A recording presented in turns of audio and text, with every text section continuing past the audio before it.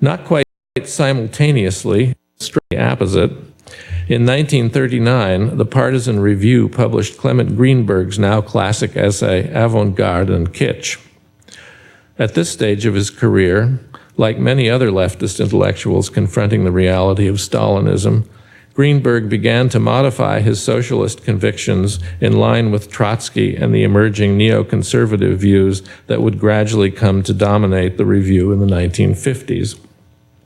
In any event, Avant-Garde and Kitsch, Greenberg's first major piece of published criticism, appeared more or less at the center of that arc. It was during the brief and politically charged years of 1939 and 1940 that the essence of his legacy can begin to be identified. In these years, Greenberg's political feet remained firmly on the left, and like Benjamin, he was a fervent and outspoken anti-capitalist. Greenberg's major contribution to modernist art theory, for our present purpose, can be summarized in the briefest possible terms as follows. The defense of an elite culture against the corruption of popular taste, and the axiom that an artistic medium should be pursued and evaluated according to the dictates of its own structural imperatives. Most famously, the proposition that painting needed to acknowledge the flatness of its surface and the restrictions of the frame. These two premises, the maintenance of the free practice of high art and the pursuit of the integrity to medium, served perfectly as justifications for abstraction, Greenberg's main cause as a critic and defender of American modernism. Both principles also served as an argument for a disinterested aesthetics that divorced art from politics, which is to say, all content external to itself. This presents us an odd picture, as if suddenly Greenberg, performing as Kant, were to walk into the room wearing Marx's greatcoat and sporting a massive white beard to announce that the eventual triumph of socialism was at hand, but for the sake of its own survival, the fine arts should keep to themselves. The story of the depoliticization of post-war American modernism has been debated often and cannot be rehearsed here. Suffice it to say that a choice was on offer regarding how art should be approached and interpreted in both scholarly and public settings. It is certainly the case that Greenberg, like Benjamin, thought about art in its socio-political setting, even as they came to radically different conclusions. In the end, Greenberg seemed to be a kind of isolationist who saw the fragility of high culture and sought its protection rather than enlisting its influence. He encouraged a retreat into self-containment, and in doing so, he also provided a theoretical undergirding for the separation of curatorial responsibilities. Our current division by medium is not Greenberg's doing, but it can claim his ideas as theoretical support even so. As far as I am aware, even though, as far as I am aware, he never wrote a word about a print. I'm sure he did someplace, but I can't find it. Retrospectively, studies of the media from the mid to late 20th century bore a lot of intellectual weight. They took on the popular press, political caricature, advertisement, technical illustration, and even ephemera, making a good case for having laid the groundwork for what we now refer to as visual culture, along with its European counterpart, Bildwissenschaft. Print studies were once again actively stirring up the historical landscape. Instrumental to this development in our country was, of course, William Ivins, the first curator of the print department at the Met in the days when it was still called a print department. However much we might disagree with various of Ivins' often provocative observations, there is no doubt that it was he who made the subject intellectually gripping, at least for those of us who have worked seriously on prints over the last several decades. In many ways, he is our local hero. Ivins' best-known proposition arose out of his interest in scientific and technological progress. By any measure, an overwhelming factor in America's self-image between and after the two world wars when Ivins was writing. He made accessible the argument that having the same image of the same object or device simultaneously in the hands of many people in different places was essential to technological advance. That simple proposition, ultimately descending from John Evelyn, and Ivan's concept of pictorial syntax, together anticipated by a decade Marshall McLuhan's famous dictum, "The medium is the message." Ivan's book, Prints in Visual Communication, also had an influence on the emergence of information theory, somewhat of a vogue before and after the advent of private computers. Ivan's was interested in replication as knowledge. The second important proposition that emerged with particular force in the 70s and 80s was a claim for the agency of the early press in the propagation of social and religious movements. I refer to the origins of pictorial propaganda and popular teaching during the decisive years of the early Reformation and the Peasants' War in Northern Europe, a case made most forcefully by Marxist scholars led by the Australian historian Robert Scribner, along with certain writers in the former German Democratic Republic. Their arguments had precedent in the work done by European scholars on newsprint and printed propaganda after World War I. So we're seeing continuities running through this story. The most sweeping thesis to be put forward in recent years regarding the impact of the printed image on Western culture is Christopher Wood's book, Forgery, Replica, and Fiction, published in 2008. It is an assessment of the printed image and its impact on our conception of historical time and space, addressing the various ways in which material evidence of the past was portrayed and understood prior to the establishment of precise historical chronologies. In this pre-Renaissance state of affairs, ancient monuments were invoked by mere approximations of an imagined type, a scheme Wood calls substitutability. Then, with the proliferation of images through printing, a kind of verification came into play, where printed images sought to portray the physical singularity of things, thereby making possible a new understanding of history as a coherent sequence of material events by identifiable points in a chain, in effect, a modern conception of history. This objectification of the past, consistent with an emerging secular worldview, demystified the object by making it familiar, and thus mundane. In this thesis, we can see strains of Benjamin's notion of the loss of aura, and also Ivan's thinking about what he called the exactly repeatable pictorial statement. Wood's thesis grants extraordinary power to the printed image in bringing about a shift in cultural mentalities, at least so far as the perception of historical time is concerned.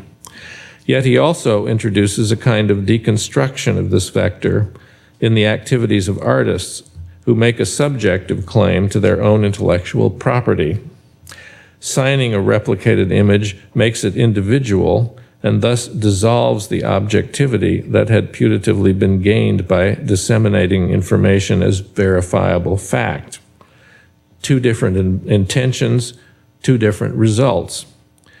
But are they in fact contradictory? One might respond by saying that in both categories, the reproduced image implies the validation of a witness whose evidence is made subject to disapproval in the first case and to disapproval in the second. That is to say, we can make our judgment about the qualities of a work of art on our own, whereas in the first, the image provides evidence which can then be weighed in the balance. So where are we? So much for background. I'll now get myself into more serious trouble by returning to my exchange with the Print Council. For this, I apologize to my fellow members who may be in the audience, as indeed they are. What comes next is primarily addressed to curators, but the implications, I hope, are relevant to all. I hear the locution, "I am a print person," often, but I never hear, "I am a paintings person." Why is that? What I often said to my interns was that they should think of themselves not as committed to works of art made in a particular medium, but rather as art historians with an interest in such things. Although one can say the distinction is purely rhetorical, there is nevertheless an attitude underlying the emphasis on medium, one that I believe tends to be limiting rather than inclusive. Another thing I've noticed is an inclination, not only among students, but also among curators in other fields, to believe that there is something inherently mysterious about dealing with prints, an intimation that they have not been let in on the handshake. I've been approached on a few occasions by recent graduates seeking a museum career who felt that they, quote, didn't understand prints and wanted to learn more about a field that they openly regarded as obscure. Again, would one expect to hear such a confession about paintings, whether true or not?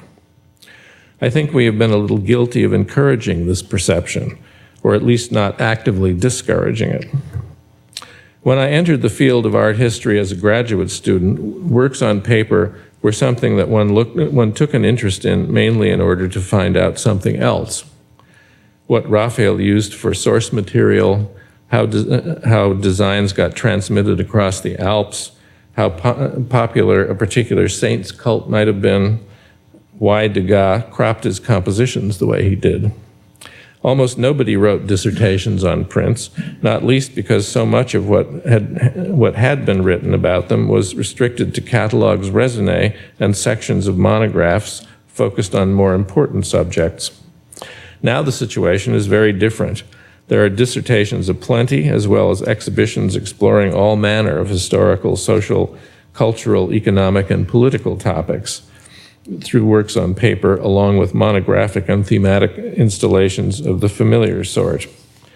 And the insertion of works on paper into displays of other kinds of objects has become in common practice in museums, despite the conservational difficulties with the additional labor involved. The difference is that in a variety of ways, works on paper have been steadily integrated into the larger history of art. However historicized the works we have been considering from the 1930s and 1960s, that kind of integration was actually not happening. However obvious this may seem, it is a development that is crucially important for how curators understand their role in museums and in the academy. Prints have found their way into every corner of the pictorial and plastic arts and can be understood as one binding medium in the history of Western art from the early modern period to the present. And meanwhile, in the larger world of postmodern artistic production, discrimination by medium has become nearly incidental. Witness the materials line on a wall label for a Robert Rauschenberg combine. Making the history of prints a part of the history of post-medieval art in general has been the task of the last generation. The founding of an organization such as this, one that defines itself according to the boundaries of a medium, must reflect with special care on the assumptions that underlie this way of parsing cultural history. One must ask oneself why no such organization exists for painting and sculpture, although comparable ones do exist for the history of the book and the history of film.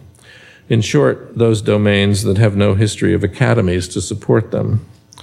Should we be concerned about the fact that the various mediums of replication, those with a history of collusion with the popular arts, those that have come last in the hierarchical ordering of artistic practices, those with the taint of secondariness about them, indeed those with a subtle inferiority complex, or perhaps even a superiority complex, now find a need to organize a union? Is this a progressive or a reactionary move?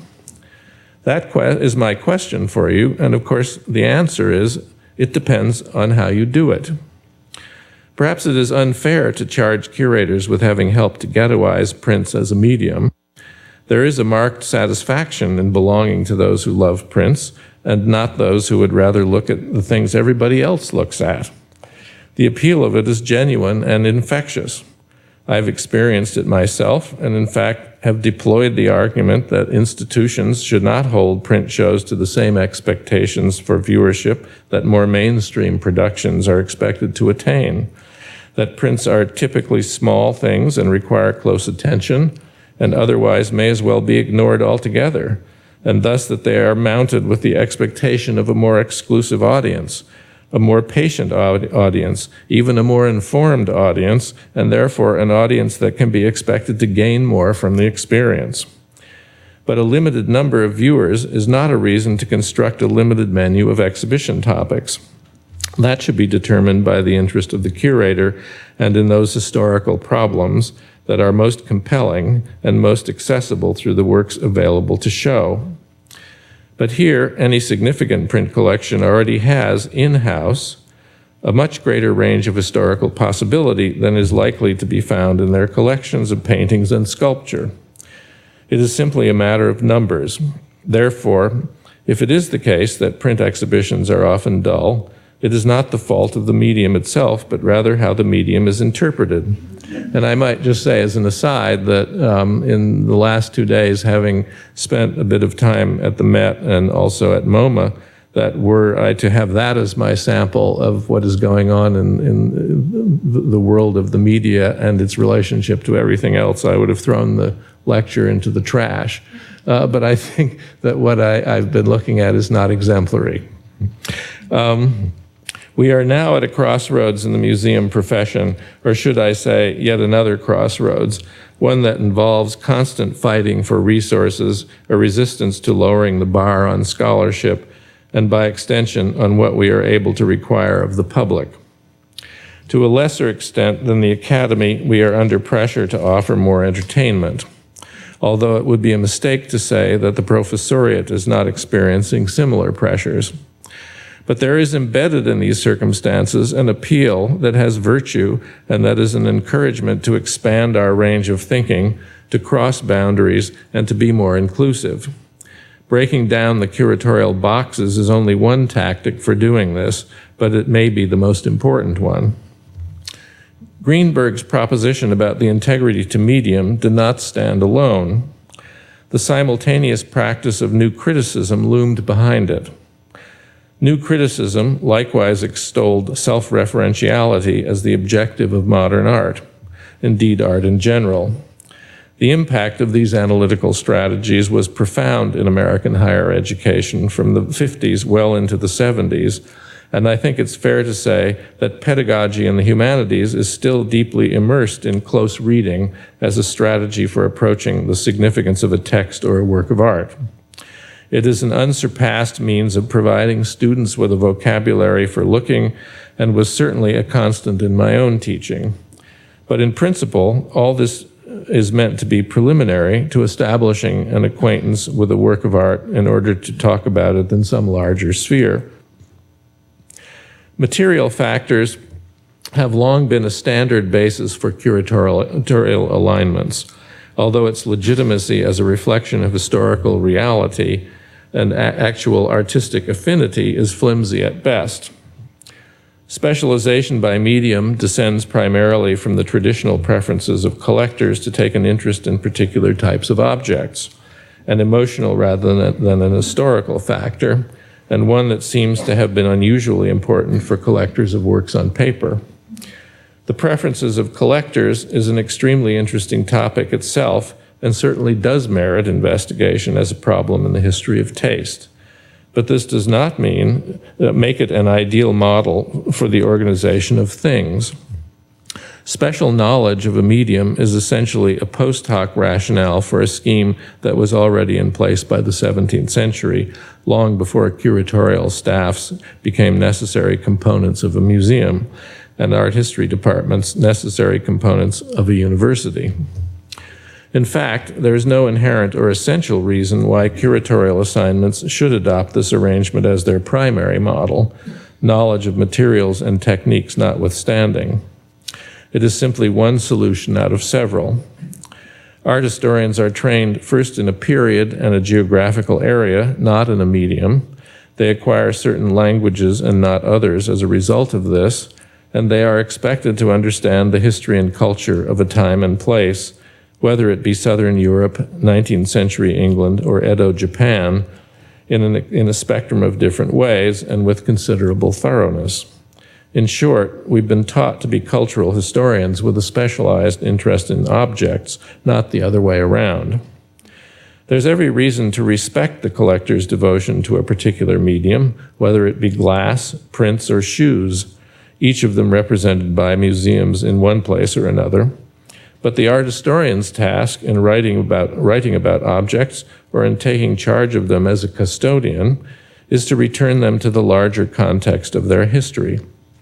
The practice of art history should ultimately be one of reintegration, not parceling out. Indeed, the recent developments in professional art history all support not just an integrated approach to the study of objects, but an expanding field of materials and things, especially the culture we now loosely refer to as the media. One could reasonably argue that in such a universe, a primary concern of art history should be the defense of its traditional boundaries. What constitutes a work of art? Where should the limits of the public collection begin and where should they end? What sorts of things are legitimate topics of study? We must acknowledge that these boundaries have, for evident cultural reasons, become much harder to discern, and the old arguments for doing art history by medium are therefore less persuasive. One thing we can say, however, is that knowledge of the replicated image and its intricate and widely implicated history is a very rich basis for centripetal thinking. When I began writing this essay, I was bent on composing a sermon about the perils of dividing up the history of art according to medium. I still hold to that original position, and for reasons that, at least in my understanding, have to do with where we are now in our thinking about our mutual field of interest.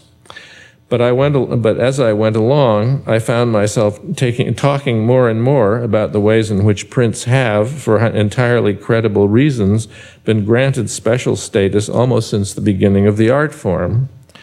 Nonetheless, it seems to me that as the second international organization with serious interest in this subject, you have an enhanced obligation to consider your ambitions widely. We are in an age of cross-disciplinary thinking, and if the discussion of the media, Facebook included, is anything to go by, the replicated visual utterance sits right at the center of it all. This comports with a long-standing disposition in the history of printed matter to be the most sensitive among the arts to respond broadly to its environment, and accordingly the most resistant to Kantian appeals for disinterestedness. The history of the replicated image is one of engagement, not exclusivity. That may sound absurdly grandiose, but what I mean by it is modestly pragmatic.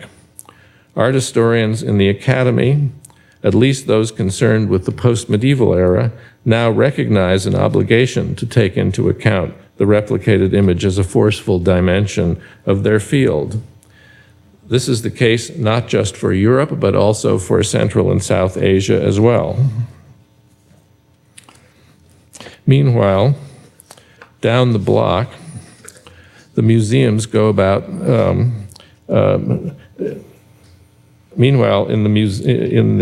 the block, amongst the museums, much is being said about the decreasing authority and effectiveness of curatorial staffs, the redistribution of their traditional responsibilities, and the diminishment of their ranks. The only way to respond to these developments where they occur, and they are occurring, is to cross the boundaries of medium and find a common cause with one's fellow art historians, both curators and academics alike, and take back the museum as a place for serious art history. This group could be the perfect forum for helping to further that cause, and in that, I wish you the best. Thank you.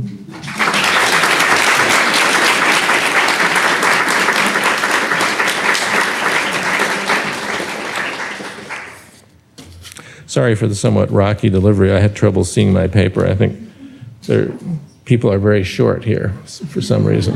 Anyway. Yeah, sure, of course. We'll take a few questions. If you can make it to the the microphone in the center aisle. This is being recorded, so we'd love to capture what the questions are. Thank you. Ah, there she is. Yes. Okay. Peter and I have already discussed what I think about print curators.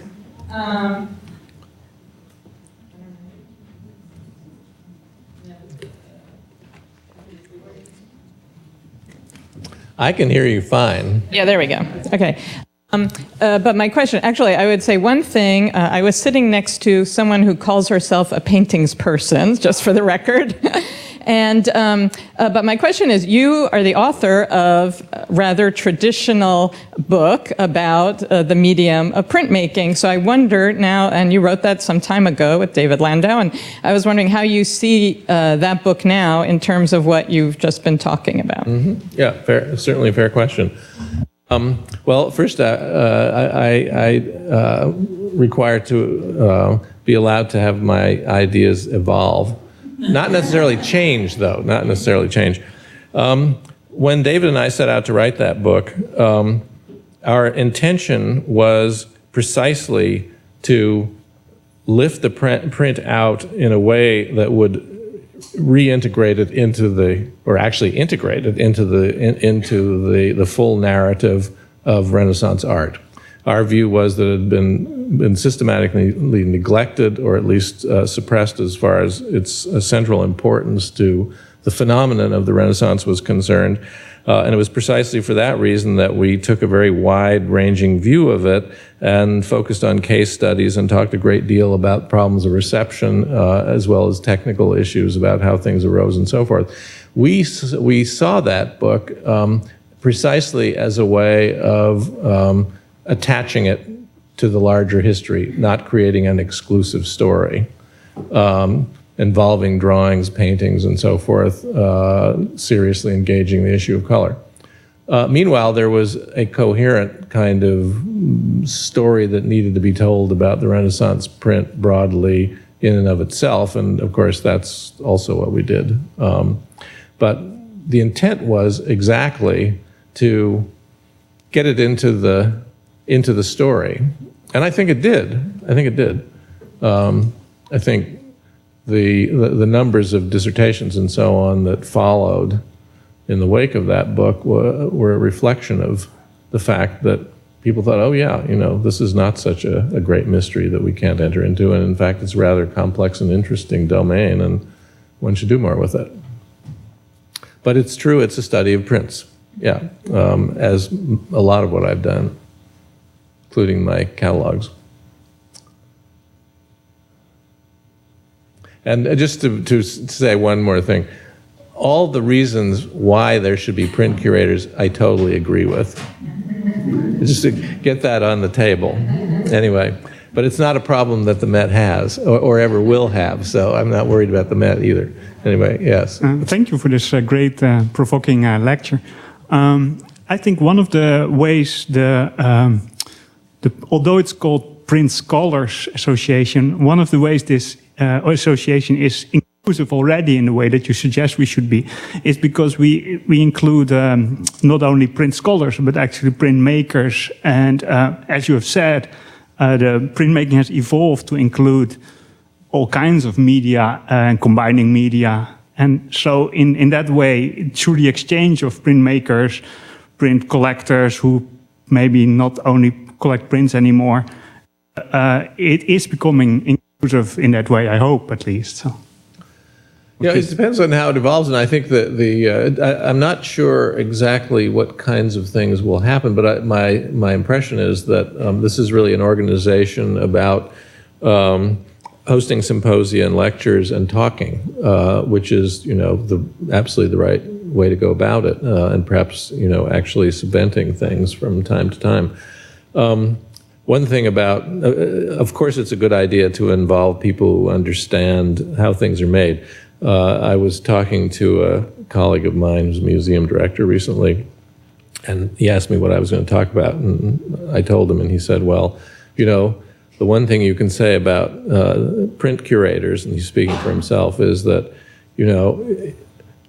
they can always give you a precise and lucid account of what a dry point is, And you can't expect to find that in 90% of the people who curate sculpture. I don't know. I'm not going to tell you who said that, but there's a funny way in which in which that's true. In other words, our obsession with technique has borne fruit, but it also can be a limitation. I mean, it's something that everybody should know more about. That's just basic. But beyond that, to kind of depend on it. So, for example, I frequently had to wrestle with the education department of the National Gallery not to put a technical section into my exhibitions when I didn't want one. I don't have a blanket objection to that, but I dealt with that when I had exhibitions primarily by evolving it through short wall text so that people learned it by looking rather than were programmed at the beginning. And that's just an example. And I think looking back, for example, on photography criticism, one of the things you would find is that when photography first started to establish its bona fides back in the 50s and 60s as a discipline that could have a kind of critical net behind it, a critical debate behind it, there was heavy dependence on technical issues when you evaluated photography. Their aesthetics were deeply embedded in technical matters. And it's exactly that sort of needs to be gotten over. I mean, one understands that, but it, again, is part of centrifugal thinking rather than centripetal thinking. Maybe I misspoke a bit. I should have said artists rather than printmakers, because when I was at the reception a while ago at CAA, I think, of the APS, the people I talked with, there were artists, and they were mostly making monoprints or otherwise using techniques were related to printing, but not per se a replicable print, so painting over stuff. And so in that way, we already will expand beyond the traditional printmaking, I think. Yeah. Yes, and I think this is very evident in the most current thinking in museums. And I refer again to what I've seen in the last 2 days just going on at MoMA and at the Met.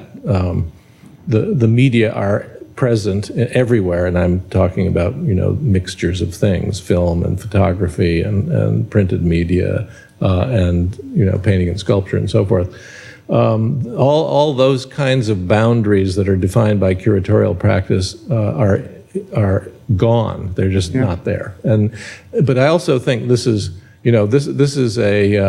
being led by modernists, as it should be, and they, to me, have always been the people that you needed to pay attention to, in museums especially, what they were doing. And modernists, modern departments in museums conventionally do not divide themselves up by medium, unless there's a huge critical mass involved.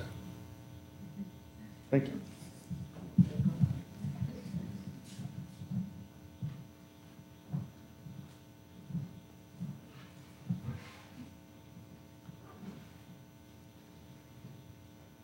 Okay, we can talk over whatever is upstairs. Thank you so much. And again, I hope you'll join us upstairs for a reception afterwards.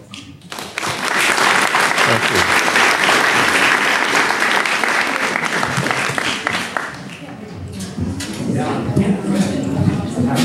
Thanks.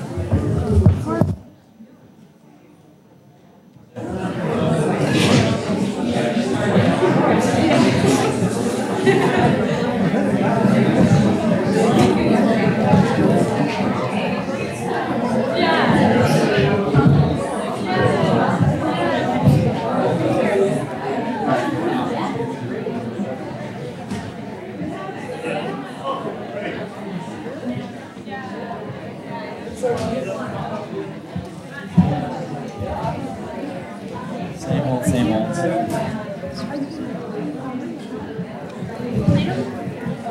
Good job.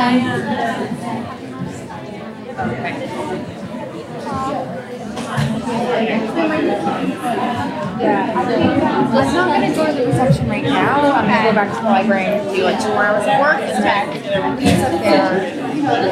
Yeah, I know. I mean, that's not our forte, right? Right. The computers. Media. One day, right? No, just media. Yeah, exactly. Thanks for coming. Thank you. See you soon. All right, see you soon.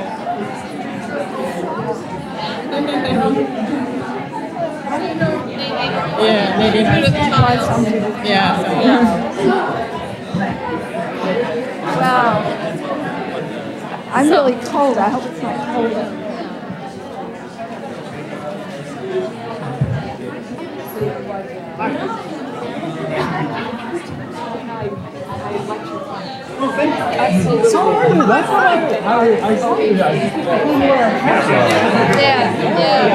Yeah. I've been, what have you ended up becoming? Oh, so I'm still in education. I'm with Anne today. Oh, you are? So I'm running my completion on illustration in video responsibility.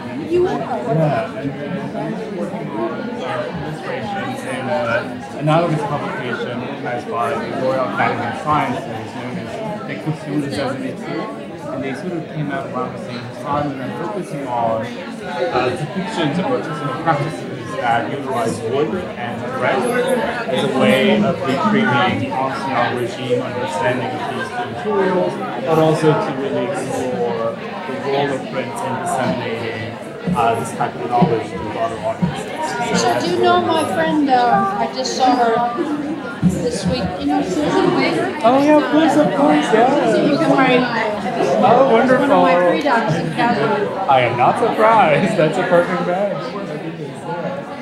She's actually back in town, I I believe. know, I just had drinks with her. Oh, that's great. I don't know, yesterday, day before yesterday. And I have another one of her husbands in my Oh my goodness, congratulations. Oh my, after Casbah, you are just... I'm that age where they keep hanging stuff around my neck.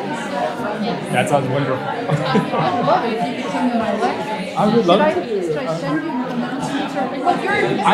Yeah, but I'm on the IFA list, so I should you are? receive, yeah, absolutely. So when are you going back to Paris? So October 4th, and then I'll be back permanently in January. So I'm So always there's this forced to exhibition that's just opened at the Orsay. I know, I was actually about to ask if you were involved in the organization at all. Well, I mean, here's the short answer. Short answer is, curated by other people, but they contacted me, played to my vanity, which is a good way to get to me. When I come, the scientific committee had a meeting, and blah, blah, blah, and when I come to give a lecture for the blah, blah, and I basically said, yes, it turns out, I'm giving this lecture in a 2-day conference that proceeds from that. So I'm sure I would get eviscerated and stay out of this.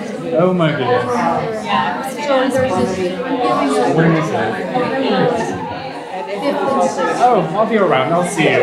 I'll defend you. I'll show up with a shield. I'll definitely be there. I'll bring all of my friends.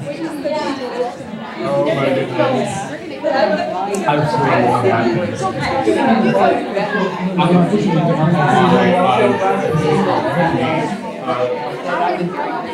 Yes.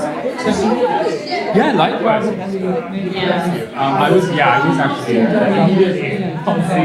was wondering if you were involved in that show. The one funny thing is that I don't know if you've heard, but it happened on the first day of the show or like immediately afterwards, but the Orsay was closed down for a few days because of the general strike. So I just found it. It was in a way very there was a strike, so they couldn't see if they can install. So the opening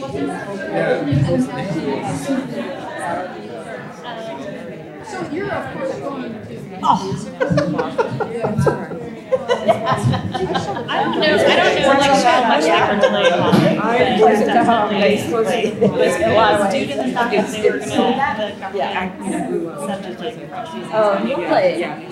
yes, exactly. Okay, so people were like, I don't have to work 7 days a week. Are you kidding me? Exactly. But so they I lived in Paris for a while too. Yeah, it's really like sort of what the government is pushing for is keeping museums open for that seventh day, traditionally, for, et cetera, for school groups. Yeah. So it wouldn't be open to the public, but the museums technically. But they would still have to do that. Yeah. And that's good to know. I'm glad to get your feedback and also to thank you very much.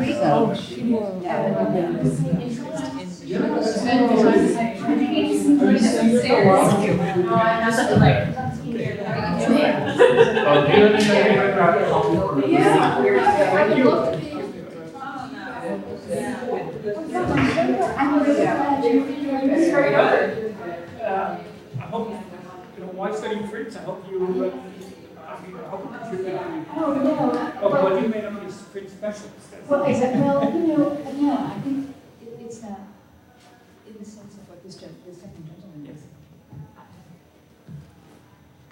Thank you. Oh, it's our pleasure. Is that platform